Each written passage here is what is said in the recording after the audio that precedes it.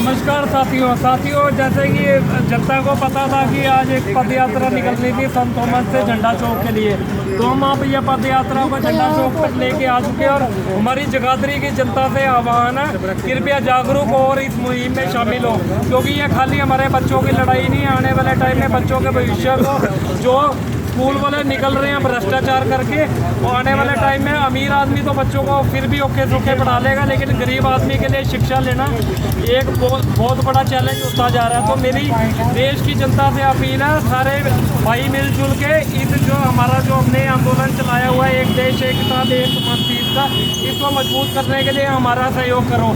आज के टाइम में लोग स्कूल वाले जो शिक्षा दे रहे हैं, रोबोट बनाने की शिक्षा दी जा रही है बच्चों को। उनके वो ऐसी शिक्षा दे रहे हैं बच्चों को, कहेंगे उठना तो उठ जाएंगे, बैठेंगे तो बैठ जाएंगे। कहने का मतलब यह है, जो शिक्षा है, जो प्राइवेट स्कूल वाले पैसे लूट रहे हैं खाली शिक्षा के नाम पे, और शिक्षा भी बेकार दी जा रही है। जो बाहरी विदेशी कल्चरों की शिक्षा दी जा रही है, जो हमारे राष्ट्र का धर्म है, जो हमारा राष्ट्र है भारत है, बहुत महान देश है। इसमें देश में बड़े बड़े क्रांतिकारियों ने अपने देश के लिए बहुत बड़ा योगदान दिया है। तो हमारे देश के बच्चों को ना तो उनका इतिहास पता है, ना हमारे देश की संस्कृति का पता है। जो हमारा सनातन धर्म है बहुत महान है, वो हमारे सनातन धर्म ने देना ही सीखा, किसी से लेना नहीं सीखा। तो बाहरले जो आप किसी धार्मिक जगह पे चले जाओ, वहाँ देखो विदेशी लोग आके हमारे देश के हमारे धर्म को अपना रहे हैं, और जो हमारे देश का जो लोग हैं वो बाहरले कल्चर को अपनाते जा रहे हैं, और अपने देश के जो हमारे भारत का धर्म है उसको छोड़ते जा रहे हैं, और विदेशियों के चक्करों में पड़े हुए हैं। तो मेरी देश की जनता से अपील है, ये जो बाहरले कल्चर को लोगों ने अपनाया हुआ है, इसको लोग छोड़े। और ये जो शिक्षा के अंदर जो लूट मची है, सारे चाहे कोई गरीब आदमी है चाहे अमीर आदमी है, सभी इस भ्रष्टाचार से परेशान है। जो महंगी किताबों के नाम पे हर साल ये किताबें चेंज कर देते हैं, 5 से 6 हज़ार रुपये में नर्सरी की क्लास के बच्चे की किताबें दी जा रही हैं, और अगले साल में वो एक सिलेबस चेंज कर देते हैं, वो अगले साल में मिट्टी हो जाती हैं।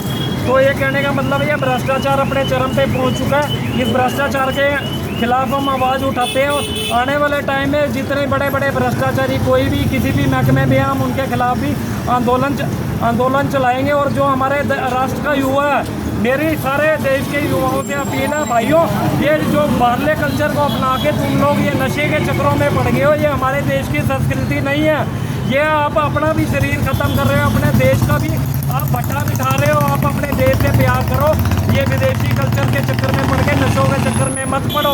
अपने देश का सुधार करने के लिए आगे आओ, क्योंकि आप लोग हमारे राष्ट्र का भविष्य हो। और मैं सल्यूट करना चाहता हूँ हमारे देश के जवानों को, जो बॉर्डरों पे जाके देश के लिए गोली खाने के लिए दिन रात आपके लिए बॉर्डरों पे बैठे हैं। सबसे पहले तो मैं सल्यूट करता हूँ अपने देश के जवानों को, जो हमारे देश की रक्षा के लिए अपना परिवार छोड़ के गए हुए हैं। और हमारे राष्ट्र के जो युवा आज के टाइम में गंदी आदतों में पड़े हुए हैं, जो नशों में पड़े हुए हैं, जो और भी कई गंदे कामों में पड़े हुए हैं, या फ़ोनों के चक्कर में गंदी वीडियो देखने में लगे हुए हैं। तो मेरे देश के युवाओं से अपील है, भाइयों जाग जाओ और अपने बच्चों के भविष्य के लिए आगे आओ। ये हमारे देश के बच्चों के भविष्य की लड़ाई है, युवाओं जागो।